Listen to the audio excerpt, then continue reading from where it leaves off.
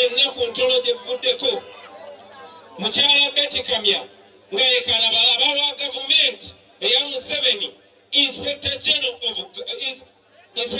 of Government kaliisoliiso wa gavumenti ng'ekitongole kyakulira kyekyafulumya alipoota ne kigamba mu Uganda buli mwaka baba triliyoni 10. Era nkola nga kaliisoliiso wa gavumenti ya Uganda. Nze kwogera ku buli bwanguzi, obulyake n'obukenuzi. Nga bino ye mulabe namunzisa abonyabonya bannayuganda. Mu malwaliro temuli ddagala na bikola ebyetaagisa. Si kuba gavumenti talina ssente, wabula lwakuba ssente gavumenti beeziwa okugula eddagala bazeddiza ne bakola mu byabwe. We are fighting for freedom. We are fighting for freedom. We are fighting for freedom. We are fighting for freedom.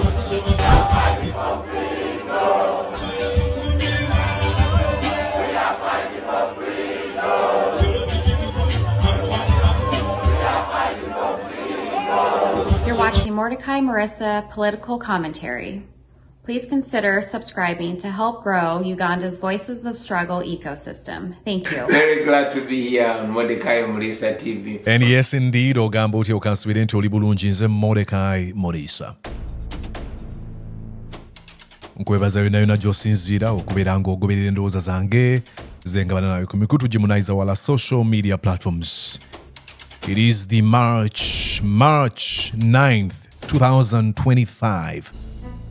Omwaka 2025. Kansobi kutambulira bulungi era bwe babi kutambulira bulungi nkuyozayoza waita mu kusomoozebwa nkugamba nti hang in there brother and sister, genda mu maaso n'okubeera nga olemerako in the end bijja kutereera okulemerako n'okukola ennyo n'amaanyi.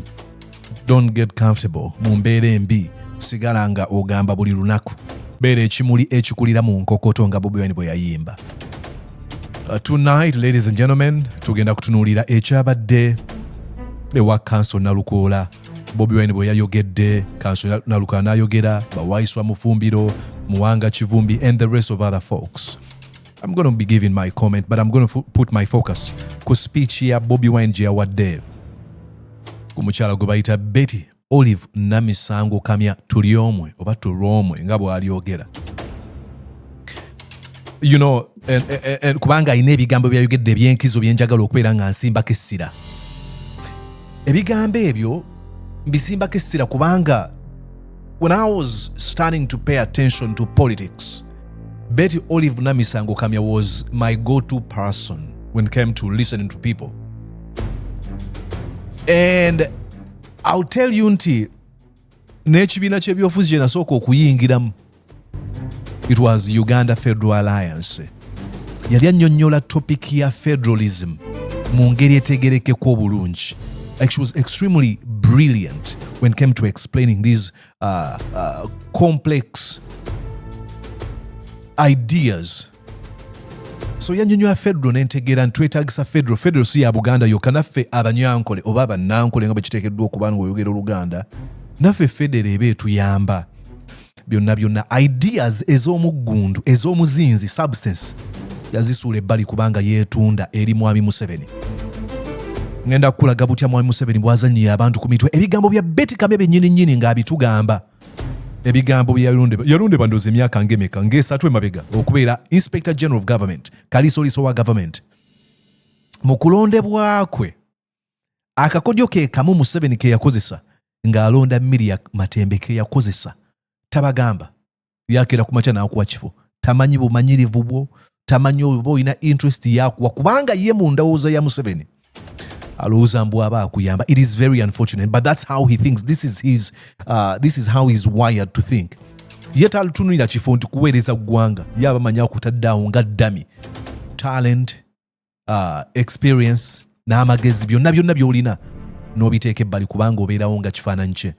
So byetugenda okubeera nga tusimbako essaka. Tugende maaso n'okubeera nga ate nkulaga ebigambo bya Bobi Wine, speech gye yawadde ku Betty Olive Namisango Kamya tuli omwe. nja kusaba nga bwe wakatuuka wano oyinza okuba olaba eno channel omulundi gwo ogusooka kye ngenda okubeera nga nkusaba, please go on and subscribe to Mordecai Murisa YouTube channel. Katulize Bobi Wine wano mu bigambo bye ng'ayogera ngenda, please give me your time. I'm trying to set the stage here. Listen to this.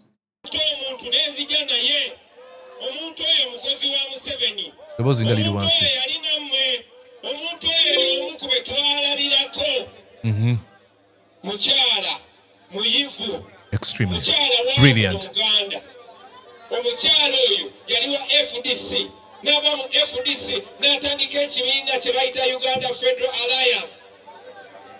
Wala omusajja yavanga eyo mityana bamuyitangane saati waabwe yakubanga ku ssimu, yali mu grupu y'aba Segirinya Muhammadi, Bamakolo Kavuma, Isima ndowooza w'ekibibi, yeyitanga kisaati waabwe erinnya ndyerabidde erinnya lye ye yanyanjula ewa Olive Namisango Kamya tuli omwe Uganda Freedom Alliance erubaga nga nguze enjiri eyo kubanga yali ya muggundu.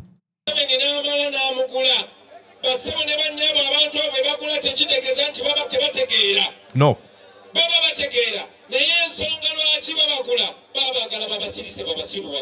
It's sad.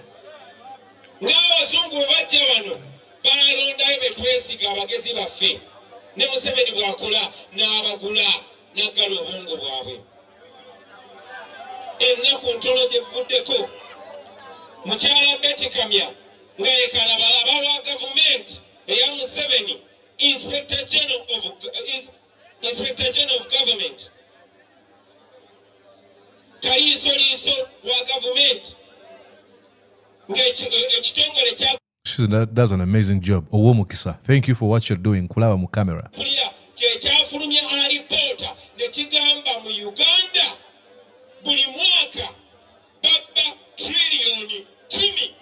Think about that. Obwesedde oba obuse 10 so bukadde so buwumbi obwesedde si milioni 10 si bilioni 10 milioni ebamu milioni 10. Think about that. Billion emu erimu obuwumbi 10. Sorry, erimu obukadde 10. Trillion ebamu bilioni 10 tegeza trillion ebamu milioni omutwalo gumu. Imagine that. Kakati baba trillion 10 tegeza baba milioni emitwalo 10. And this is a report that has been made by a government official. You know, government singa batta abantu, government egamba abantu 20 be bafudde. Government wetuukira okukkiriza nti 10 be bafudde, lowoozaamu beeba erese emabega, beeba ekwese nga teyagala kusasamaza ggwanga. Now bwakugamba nti buli mwaka siringi trillion 10 mmeka zaalese emabega zaataagala tusasamale. Basebo ne banyabo ezo sente ze babba singa ffe tubadde tukulembera mu myaka esatu zimala okukola enguudo zonna mu Uganda zonna n'olw'obukyalo. Kati wano tugenda njagala mumpulirize bulungi nnyo. Bwe tugenda basebo ne banyabo njagala munjazika amatu saagala yadde n'akolela kubanga sinnabagenda mu maaso njagala mulize ebigambo ebya Betty Kamya omukozi wa Museveni. Njagala mukkirize nti n'essaawa enfu ebeera ntuufu emirundi 2 olunaku. Njagala mukkirize nti bano abantu bamanya amazima jasi beewuddisa. Njagala mumpe eddakiika 2 nga musirise tewali yadde akolola muwulirize ebigambo bino male nyongereza okwo. Betty Kamya njagala bakuteekeko. Now before you play this, there's something Bobi Wine is doing here. Very, very brilliant. Very, very good. We have never seen this. And I would ask and advise Bobi Wine and people around him okubaka ekintu kye bakola. Wano mu kalulu ka America bafuna ebimotoka ebiriko TV oludda ne oludda. Nali covering nominations za NRM, emotoka ebyo webirina NBS ebirina. Ne bafuna ebimotoka bwe bityo. Ne batambula nga balaga ebifaananyi ebyenjawulo. Kati Bobi Wine akweseze eddoboozi kino kyenkola. This is what I do here. I use ebigambo by'omuntu nenkolerako commentary such that talooza nti nze namwogeddeko ekikyamu. I play their own words and I react according to what I think or believe they mean. So singa tufunayo ebimotoka, this is why, and then I would advise fefena abo contributing mu people power oba NUP mu ngeri y'okugiwagira etambuza emirimu okufunayo ekimotoka nga buli we bagenda Bobi Wine wanaayogereranga ebifaananyi by'abantu abatulugunyiziddwa, because during campaign it is where you have an opportunity to speak not only to your people abakuwagira mu kampiyo naye n'abantu abali mu NRM. Singa okwata ekimotoka n'olaga ebifaananyi ne videos eby'abantu abawambiddwa, abatulugunyiziddwa, abagiddwamu enjala, abakubiddwa, okusalasala segirinya mu bitundu by'ekyama, that really would be sensitive okukiraga abaana abato, nyinza obutakiwagira ekyo n'ebintu ebirala. Naye oyinza osobola okulaba ebintu ebitegereka eri buli muntu, such that people wake up. This is what Martin Luther King Jr. used during the 1960s civil rights movement. Olwategeera nti amawulire galina ky'amanyi kye gakola, yayagalanga nnyo, we babagananga okugenda yayagalanga nnyo nga kyayagala bikwatibwe ku mawulire nti waliyo omuntu oyo owalangi enjeru omuzungu atali ku byabufuzi, atali mu civil rights movement okulwanira abaddugavu bafune eddembe lyabwe mu America, naye bw'anaalaba nga abasajja bano bakozesa water horses okukuba abantu abeekalakaasa abatalina musango, naye nnyini ayinza okugamba newankubadde siri munabyafuzi naye kibakola kikyamu. Bw'anaalaba ebifaananyi by'abantu abali lynched, abalumbiddwa akabinja akakkeke oba abakoleddwa ekintu kyonna ekikyamu nga olw'okuba nti baddugavu, agenda agamba naye nedda nange, I cannot be complicit in this mweno evil.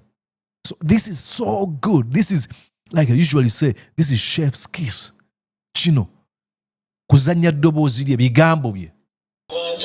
Era abampuliza nze Betty era nkolanga kaliisoliisa wa gavumenti ya Uganda. Nze kwogera ku buli bwanguzi, obulyake n'obukemuzi. Actually, this is what I'm going to do. Ebigambo Bobi Wine byazannye kambi kuzannyire waneeno obyerabire ddala. Omulaba ennyini ng'abyogera. Kwayinza okugamba AI mu bifumbi eryo si ddoboozi lye. This is the video Bobi Wine played. Let me play it here. Ye nnyini ng'ayogera ku buli bwenguzi. Let's go here. And Abandaba era abampuliriza nze Betty era nkolanga kaliisoliisa wa gavumenti ya Uganda. Nze kwogera ku buli bwanguzi, obulyake n'obukenuzi nga bino ye mulabe namunzisa abonyabonya bannayuganda. Mu malwaliro temuli ddagala nabikola ebyetaagisa, si kuba gavumenti talina ssente, wabula lwakuba ssente gavumenti beeziwa okugula eddagala bazeddiza ne bakola mu byabwe. Tasobola kuboogera mannya abamanyi, ne tasobola kuboogera mannya kubanga bantu ba munda ba Museveni. Tasobola kubagoba oba sinakindi bayinza okumutta. Enguudo za Uganda zifuuse ekizibu ekizaalisa abakyala ku kkubo nga tebannatuuka mu ddwaliro. Ab'ebyokwerinda ba Uganda basula bubi ekyennyamiza, emisaala gy'abakozi ba gavumenti giri wansi, si lwakubanga gavumenti alina ssente zikola ku nsonga ezo, naye lwakubanga abakungu ba gavumenti abawa ssente okukola ku nsonga ezo, ssente bazigabana bannayuganda ne badooba. Atugamba nti mu gavumenti mwenkola mwemuli obubbi. Kumpi buli nsonga yonna ekunyiga ng'ekwata ku buweereza bwa gavumenti bwesaanye okutuusaako, kitwale nti lwanguzi, bukenuzi, olyake na bulabbayi. Obuli bw'enguzi, obulyake, obukenuzi n'obulabbayi. These are not bags. No. These are features in the NRM regime. Because in order to consolidate power, you have to buy them. I think a few days ago I read you a book. I don't have it here with me. But The Dictator's Handbook. Nti okola otya abantu oteekeddwa okubagula. Naye tobagula ng'obawa ensimbi ezimala. Obawa ensimbi ezo ezibasoboza okusigala mu kibumu osobola okubafugira. Kuba bw'obawa ezimala, then beeteefuteefu okujja mu buyinza. That's why bano abakungu ba gavumenti be boogerako ebiseera ebisinga bwe bava mu buyinza obasanga bajeera. Nti ensimbi ze babawa tezibamala kubaako bye beekolera. basobola okukola ebintu ebimugamba ng'okusomesa abaana baabwe naye nga bo Museveni bw'aba bagobye obasanga bajeera. Kati akugamba ebikola gavumenti ya Mwami Museveni obulyake, obubbi, obuli bw'enguzi, obukenuzi, obulabbayi. Buyite obubbi obukutte ejjendu. Obubbi obw'enkukunala. What she's saying, nkola n'ababbi. This is Inspector General of Government. Bino ebigambo si bya Mordecai Muriiso, ebigambo si bya Bobi Wine oba Besigye nti boogeza bukyayi. Bino ebigambo byogerebwa omuntu akola mu government. Bwe yakola vidiyo eno, tewali wadde muntu n'ogu yakwatibwa. No. Tewali yamubuusabuusa, tewali muntu mu government yagamba n'agamba lwaki otwogerako ebikyamu. No. Bakimanyi. Bw'ati Museveni bw'akola. And then, this is where I usually say, I do not understand. Please explain to me. With your reason, owagira otya NRM. I mean, sikitegeera. Some people say, okujjako ng'oli musosoze, ogamba sobola kuwagira Bobi Wine kubanga Muganda. Okujjako ng'oli musosoze, ng'ogamba sobola kuwagira Bobi Wine kubanga Mukatuliki nze ndi Museveni thine nkuwa kyakulabirako. Like, government bobe nnyini bakugamba tubabba. Bobe nnyini bakulaye gye bagamba, bamuhozi bagamba tugenda kulumba, tugenda kukutta. Then where do you get the confidence to support the NRM regime? Please explain to me like a kindergartner. Nsomesa nga ayogera, mbulira nga ayogera n'akaana akato ka baby nti mpagira ngambe na re mu. Then omenyere. Kubanga I don't even understand muntu wagamba. Museveni ayinza ovaako naye sikiza nti Bobi Wine asobola okufuga. Like, what are you comparing Bobi Wine against? Bobi Wine omugera with, actually. Comparing nachi. Nti ono mubbi, mutemu, awamba abantu, n'abatulugunya, n'abawa abantu babasiyagane, babajjamu enjala, nti kangereze mugereranye ne Bobi Wine. I don't understand. Bugamba, sobola, like, I don't know, simanyi abantu bagamba okufuna Bobi Wine wakiri nsigaza Museveni. Like, Bobi Wine kikyakoze ekigwa mu category y'okubba, okuwamba, okutulugunya, okusosola, enguzi, ebintu bwe bityo. Like, wogamba n'ogamba wakiri konsigaza Museveni. Please explain to me like a kid. Mu Uganda, bannayuganda bambi muwa omusolo era eri gavumenti naye mufuna kitono nnyo mu musolo gwe muwa.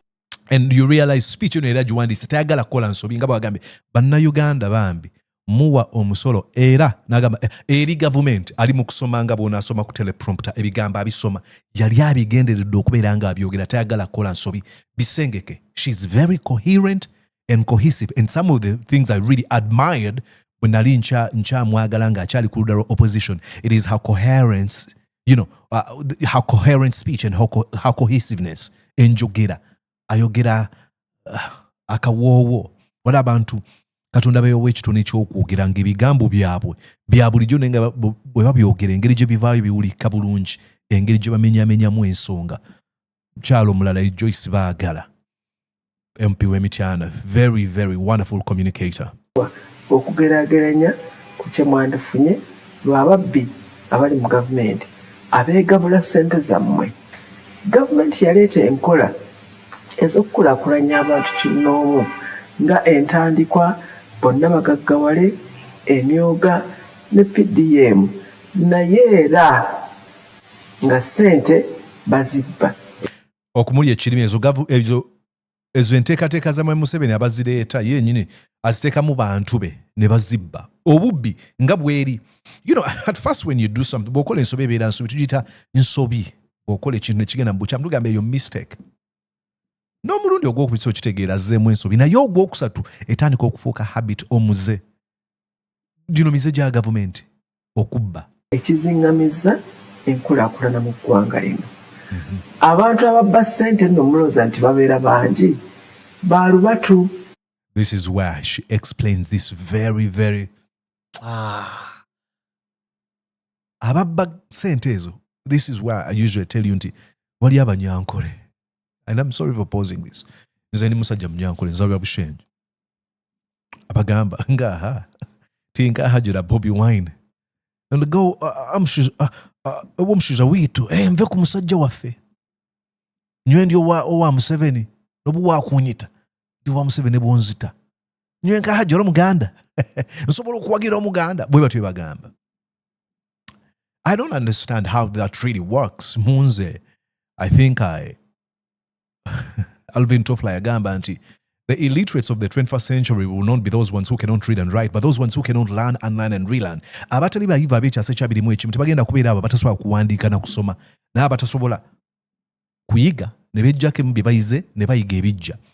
Ebimu ku bintu ebyo byanvaamu nga nkyali mwana muto bye nawuliranga mu sako z'abantu aboogera olulimi ng'olwange kwe kwezza obujja ne ntegeera nti ebiruma Omunyankole bye biruma Omuganda bye biruma Omukakwa Omujapadola n'Omusoga ffenna kyekimu. And that really opened my door to accepting people from diverse backgrounds. Oba oli Musiraamu, oba oli Muganda, oba oli Mukakwa, I don't really care. My closest buddy is a Muganda. Another one, my closest buddy is a Muslim. I'm not a Muslim, I'm not a Muganda. So kati lwaki impozi nze waneno nti there's a section of our people who hail from a region where I was born, Ankole. Akaro karungi. Who say, Bagira Museveni kubanga ndi Munyankole. Look, obonaabonanga Abaganda, obonaabonanga Abasoga, obonaabonanga Abakakwa, Abakaramoja.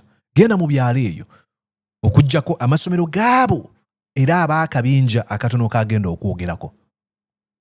Uganda eno erimu abantu obukadde 45 naye kwabo abantu ng'emitwalo 35 bokka be bakola mu gavumenti. Uganda erimu obukadde 45. She breaks it down. Naye kwabo obukadde 45 emitwalo 35 wegityawo be bakola mu gavumenti. Kati agenda ku breaking ne number down. Ate era ne kwabo abantu ng'ebitundu 10 ku buli 100 kwabo be batuuka ku lujjuliro. Obukadde 45 35 be bakola mu gavumenti. Ne kwabo 35 abakola mu gavumenti ebitundu 10 ku 100 be batuuka ku lujjuliro be beegabira ezo ensimbi. This is a cabal of thieves who for the most part hail from the same region, who make you think that you're part of them by looking at them n'ogamba Banyankole olw'okuba olowooza oyinza okubikaminga sort of successful by association because of a tribe. It doesn't work like that. And even if it did, that is selfishness, that is stupidity, discrimination, and sectarianism of the highest level. That's why we have to fight all types of, obusosoze obw'engeri yonna oba buli waka oba buli bweru. Sobola kubeera nga nwanisa obusosoze waneeno mu America obutasosolebwa ng'omuddugavu kyokka nga nze mbwenyumirizaamu Abanyankole okusosola ab'eggwanga eddala mu Uganda. That's why I'm so glad abantu abavaayo ne bakolinga Museveni for what he is. Musosoze. Naye mu busosoze obwo tasembeza Abanyankole as a whole. Musosoze akozesa obusosoze okusembeza abantu ab'ekinywi naddala okuva mu nju ye.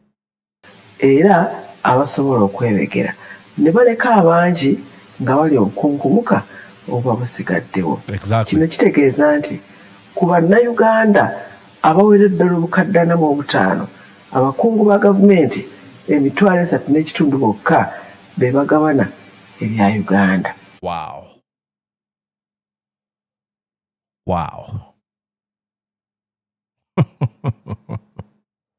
Bye bitundu 10 ku mitwalo 35 ebitundu 10 ku 10 eby'emitwalo 35 gye yayogeddeko emitwalo 3 bagabana eby'obugagga byaffe byonna.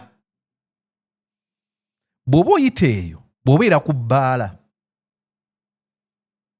omusajja oba sodo oba baani abo ne bagula ne baddugaze bagita kikuddugaza mmeeza. I don't drink alcohol naye manyi ebigambo ebyo. Ne baddugaza emmeeza singa avaawo n'akuwayo emitwalo 5 mu ndowooza y'oba oyinza okulowooza ogaggawadde. Actually emyaka emitwalo egyo ne bw'aba agikuwa buli wiiki lwakusinka n'akuwaayo 5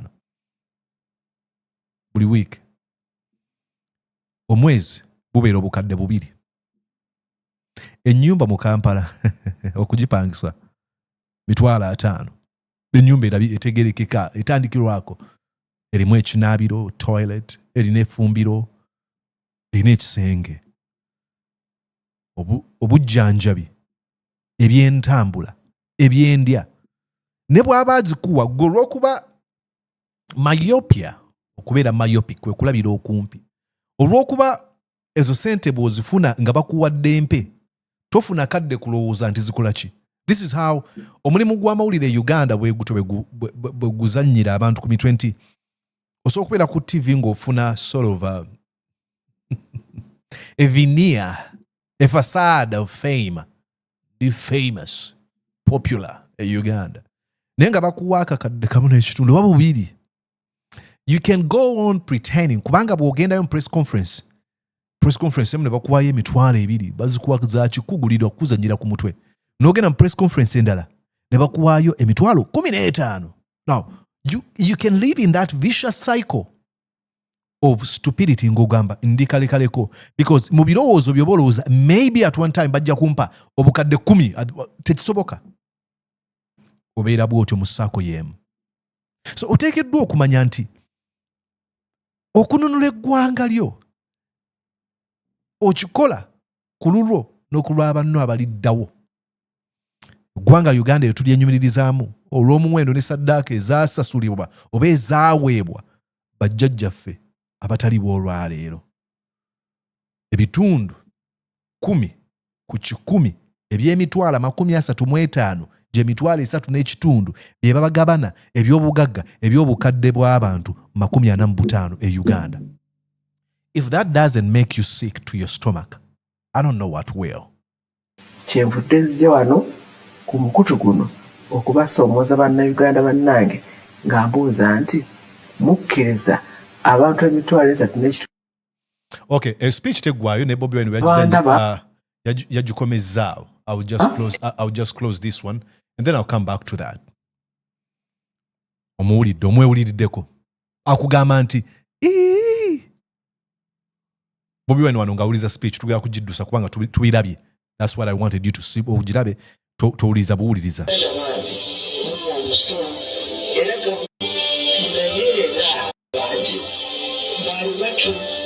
Uganda eno erimu abantu omukadde 45 naye kwawo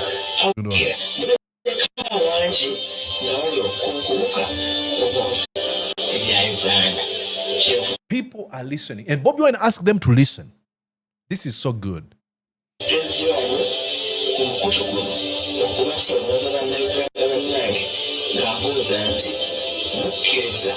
Kulaije yaliwa bulijja akwata abantu tebambadde beret bali mu ovulo. Bobi Wine ajambadde. Kulaije oliwa? You charlatan, where are you? Oba olondawo leero tubakwata amenya amateeka. Leero tetugenda mukwata tumukwate enkya. You will see him using the same stupid argument nga bakwata abaana b'abantu babatulugunya. Oli wakati kye kyatuuseewo. Amateeka tegakola ku luno. Listen now. Ebyo ebigambo bya Betty Kamya kyokanga abikkirira. Ebyo ebigambo bya mukozi wa Museveni kyokanga abikkirira. You might not understand what Bobi Wine means wagamba kyokanga abikkirira. When he says kyokanga abikkirira, agamba nti bw'omala okuwa report bw'etyo, do you know what you do? N'olwekyo kye mbagambye bannayuganda bannange, olwaleero nsazeewo okuteekamu ebbaluwa yange erekulira. Kubanga ngezezaako kye nsobola okukola, naye bano abantu balabise nga tebasobola kubeera nga bakangavvulwa olw'okwekweka emabega w'omukulembeze w'eggwanga. Naye takikola ekyo kubanga ali ku mulyo, agwa mu eri percentage gy'ayogeddeko eya 10%. Ali ku mulyo ne bw'abyogera ng'addayo ng'alya. She's selfish to the core. Baganda bange mu Uganda tuli bannayuganda miliyoni kati 49 tugenda kwera miliyoni 5. Buli omu ku mmwe asasula omusolo n'amazzi konywa ogasasulirako omusolo. Omusolo gwe musasula ng'ogutadde ku bbali. Njagala mumpulirize bulungi. Omusolo gwe musasula ng'ogutadde ku bbali. bali buli mwaka beewola ssente nga bazeewola mu linnya lyo kubanga Uganda nsingagga basingayo bya bugagga bya nsi basingayo Uganda basingayo ggwe bwe twogerera wano buli omu ali wano n'omwana gw'olina eka buli munnayuganda nga muzaale ne bw'aba wa lunaku lumu abanjibwa miliyoni 2 ani yazeewola Museveni ne banne zikole ki bazigabana bazigulamu ebizimbe n'ebyobugagga e Bulaaya ani agenda ozisasula gwe n'omwana wo n'omusuku so tuli wano basebe ne banyabo njagala nnyo muve wano nga mutegedde lwaki tukuŋŋaana lwaki abantu nga ffe twewaayo ne tugamba ekimala kimala bwe twasobola kusinkana nabagamba nti abamu kuffe twandibadde comfortable abamu kuffe twali tusobola okubeera mu bulamu obulungi olubeerera and rightly so as a very hard working guy mugagga yagenda okujja mbyobufuzi nga mugagga wala abantu bagamba Bobi Wine afuna ssente yali mwavu Besigye abala ssente mwavu abamu kuffe twali tusobola okugenda e Bulaaya ne tubeereeyo abamu kuffe twali ba artist Kawempe North bagambye nti Congo y'ensi esinga mu nsi yonna obugagga naye abakongo be basinga obwavu mu nsi yonna lwaki kubanga abantu baabwe abalina amaloboozi abayimbi ba Pepe Kale ba Alusi Mabeere beeyisanga emboodooli ne batandika okusudira Mobutu Sese Seko nabba ensi yaabwe kati tebasobola kubeera mu nsi yaabwe babeera France naye bali eyo banaku kubanga tebasobola baziika France basebo ne banyabo. It is very very sad abantu abalina ebitone ne France gye bali tebavumirira bigenda mu maaso mu ggwanga lyabwe baasirika bawananga Mobutu Sese Seko nga bw'olaba Ragadi Eddie Kenzo who else bali awo Boba Chameleon. I look at Jose Chameleon and I feel very sad.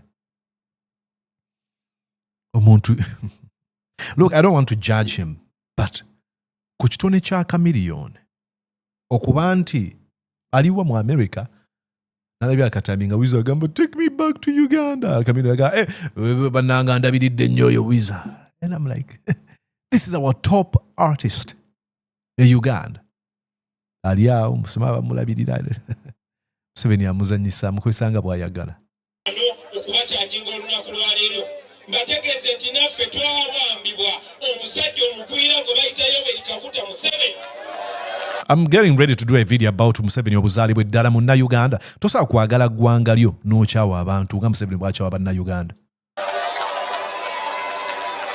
Olunaku lwaleero giweze emyaka 39 bangi kummwe temwali bazaale nange mwenna abasinga wano obungi mbasinga obukulu naye nange yansanga nyina emyaka 4 bwe yajja wano yalimbalimba bakadde baffe nga buli ageziwala gwanyiga buli ageziwala gwanyiga bakadde baffe mubalabye bonna bagenze babatta amaloboozi gonna ge twalina bagenze bagajjawo mu abasiraamu bawano mumanyi Sheekh Muzaata yafa yekka oba battamutte mumanyi Sheekh Anas Kalisa yafa yekka oba battamutte n'abakatuliki bannange mumanyi Archbishop waffe Kizito Lwanga yafa yekka oba battamutte abamu babatta mu kyama babatisa butwa abalala ne babatuga butuzi abalala babatta lwatu nga Sheikh Kirevu nga baliko n'empigo abalala babatta nga bakaweesa nga bakirumira.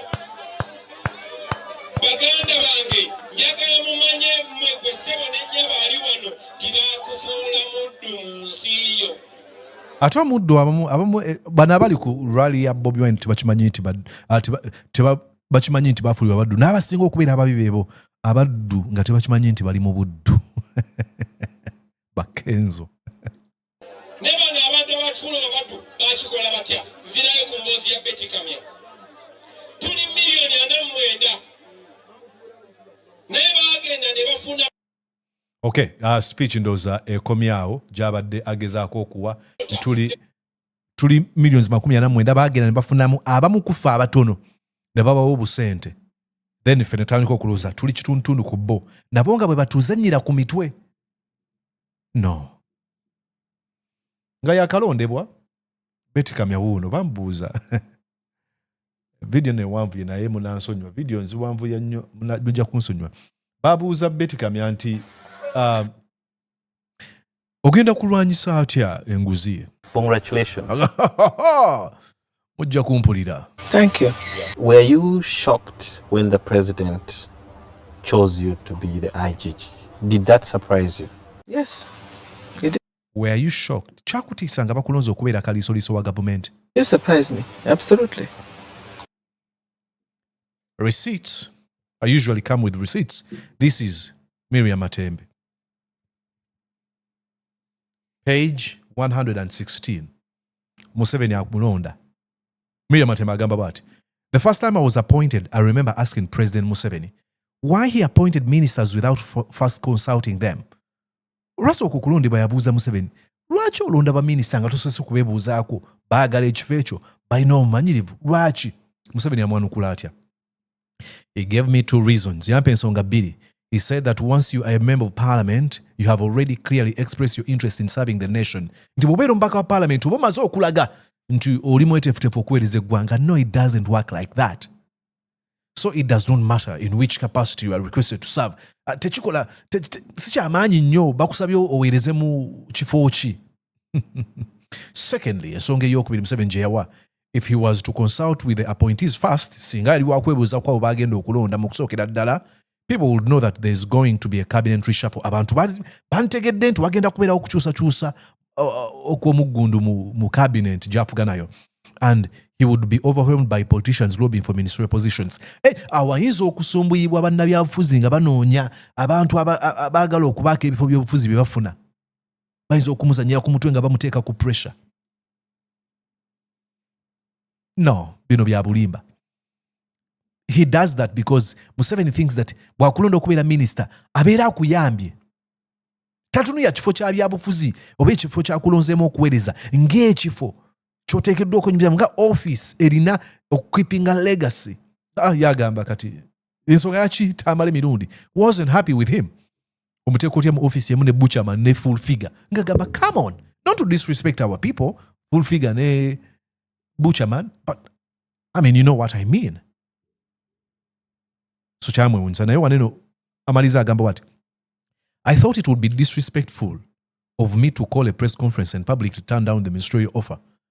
Ekirowoozo kya omukyalo ono Matembe yalowooza nti kijja kubeera nga kinyooma okuyita bannamawulire agaana ekifo ekyo, naye ng'akugamba nti yali mweteefuteefu okubeera ng'akigaana. Bw'atyo Museveni bw'akola. Yali alowooza amuwadde kirabo, tafaayo. Because I had been appointed special senior presidential advisor on matters of land, and I graciously took that to be my appointment, and actually I was in the process of writing an appreciation letter to the president to thank him for yet entrusting me with another important office. Where are you going to start from in terms of fighting graft? Because you understand it's one of the biggest challenges that the current regime has been fighting for a long time. I will tell you what the president told the country. If you're going to tell us what Museveni says, really, you might just as well keep quiet. He doesn't. Whole budget of this country is in the hands of 3 people. No. The cow, no, the PS, no, and the executive is in the hands of one man called Museveni. Of the various, the chief executive of the various MDAs. So that is where it all rotates. Bambi. How they manage public funds. Public funds are managed basically by those 3 offices. And that's what I would like to, that's where I would like to begin. 3 years after that, she had failed. I also want to know, how will you cushion yourself against interference? I have told you, you are covered by the Constitution. You are covered by the laws that govern the office. He doesn't care about the laws. He doesn't care about the Constitution. He doesn't care about you. You are a dummy. Just like the Minister of Justice and Constitutional Affairs, Nobati Mao. Minister, my bad. Nothing. It means nothing. Zero. Like, oh, constitution. Oh, by the laws. He doesn't really care. He thinks he gave you a gift. What normally happens is the president might not directly interfere with what you'll be doing. Brilliant. But there will be people below who are influential that might want to interfere with your work, especially trying to save the henchmen that may be. I'm glad about how Sudiro Byarhanga chooses the language, you know. The henchmen. Exactly. These are 7 henchmen. You intend to overcome that? It takes two to tango. It takes two. It takes two to tango. Chitwale njuyi bbiri ekintu okukola. No. Not with Museveni. Techikola. Luli luyora. Oliza bigambo bya Museveni. Atagala asibwe, tasibwa. Ne bw'asalako omuntu omutwe ng'ensi yonna emulaba. Museveni awo. Iwe agamba tagenda mu kkomera tagendayo. So it doesn't really mean anything. I mean, he's awarding folks like, what's his name? This goon who led the raid on the palace of Msinga Werenzulu, Charles Wezili Mumbere Ide Mangoma. What's his name? You know who I'm talking about. Amuwabira bonga amaze kutta bantu. Peter Hereru. It's not one person goes to the kit and takes man and runs away. There must be somebody who opens the door. What are you going to do? Oh, there might be someone who opens the door. So, now you found out. What did you do, ma'am? For someone to go and get the money. There must be somebody who keeps the books, who will try to ensure that the books are ready for the... Let me show you how this works. And I'm closing this show right now. We're more than 40 minutes. Oh, bamvu. Mugavumenti ya Museveni. This is how they play. Baita kumukolo. Baita Janet Museveni. Minisita w'ebyenjigiriza. Kwako kyakola. Janet minisita w'ebyenjigiriza nayita emabega n'agamba Vice President Jessica Alupo. Genda onkiikirire ku mukolo. Jessica Alupo n'adduka ekikumi.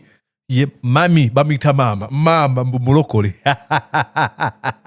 Janet Museveni mulokole wa Yesu. Mama Yesu mpulidde mu linnya lya Yesu. Balina n'abaana balina ekkanisa. That's so funny. There's irony is dead. Mu Museveni atta abantu alina abaana ababuulira enjiri balokoke bawone okuttibwa. Make it make sense. Museveni awamba natta natulugunya abantu naye muwala we alina ekkanisa. Abantu abawambiddwako abattiddwa abaana we gye baddukira. Make it make sense. Katimbu onagamba teba bifaako ebyo. Walabe akalulu kegundi ake Kawempe. Guess who is campaigning? Ali ku mwanjo. Yakuba muziki nakirira. Yeah nawaga. The Prime Minister of Uganda. The Prime Minister of Uganda. Agenda eri. NRM erimu abakunzi erimu mobilizer. Erimu abamanyoko abandi baddeyo. Ne Museveni ordaringa lwaki Nabbanja tagendayo. Nabbanja. Okay, daddy ndoza semanye ngeje bayita Museveni Janet yomuyita mama ndoza Museveni yomuyita daddy. Olutibwa olwo ndulabanye mu makanisa ge Uganda. Pastor daddy atuuse. Wanzaala ddi. Auditor General. Let's stop here. Otherwise, there must be. It's a lot of collusion. It's not a one-man thing. It is. So I'm sorry to announce. Once we rally the entire population, it is a one-man thing. And I think that's where my strong point will be. To rally the entire population, including the public servants. To rally the entire population, including the public servant. No one cares about what you say. Nobody cares about all these brilliant ideas you have. You just put in that office to act as a dummy for Museveni. I'm so glad Bobi Wine called out this. It is very sad. Eggwanga lyaffe aweriri omukyala yandibadde alekulira mu ggwanga eririmu abantu abategeera obulungi ateekeddwa okuba nga ava mu ofiisi naye ng'anaakikola taasobolerako ddala.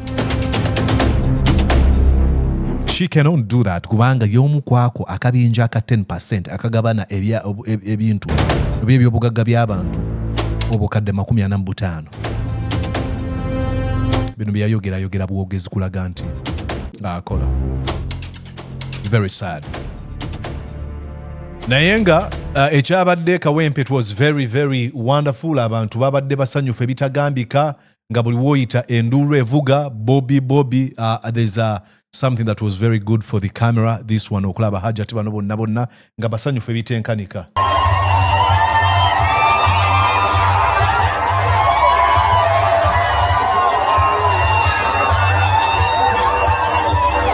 Look at that.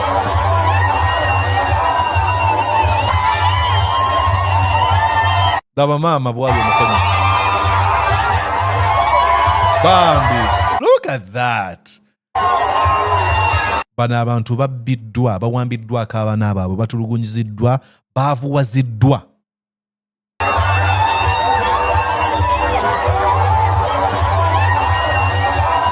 Si muto, si mukulu. This is a very, very good sight to behold. Omukadde alina omuzzukulu bonna bali bati. Look at that. This is so good. Kano NUP eteekeddwa okukakozesa kano. Look at that. Omukadde. Amagezi g'omukadde. Nawo twanye twasigazza transferring okutuwa omuzzukulu amugamba lino lyekkubo lyenjagala okwate amaanyi g'abantu. Look at that. Look at that. Kavidi yako NUP yandibadde. Look at all these kids. Mama na buli omu ali awo. That was a sight to behold. Gawe twagambye kwadde kusanyuka essanyu lyabo mugendo.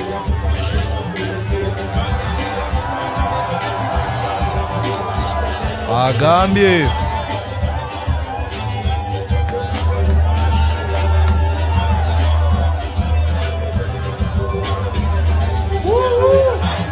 we are fighting for freedom.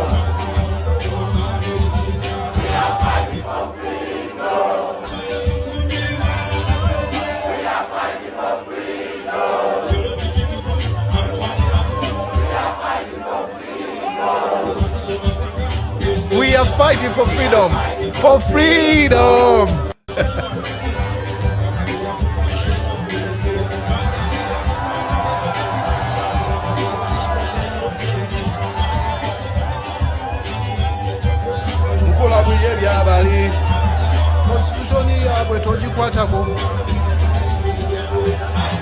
We are fighting for freedom.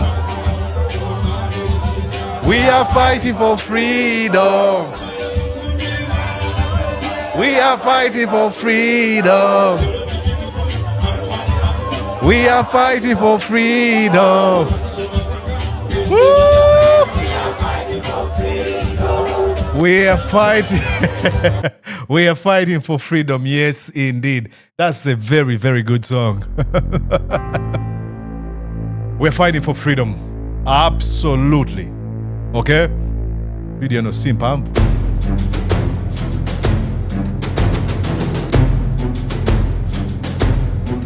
Woo! Let's go.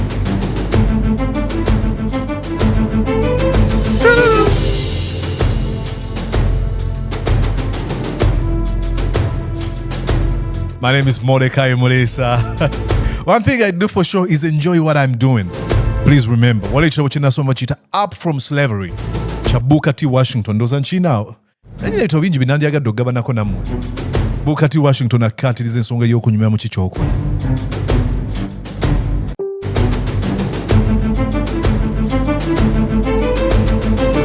Kadoezo bene ungato subscribing anga. Please do subscribe. Nze Mordecai Muresa. Nkwagaliza okubeera bulungi. Wera. Did you enjoy what you just watched? I'm going to guess that you did. How about you consider subscribing to Mordecai Muresa YouTube channel? Thank you.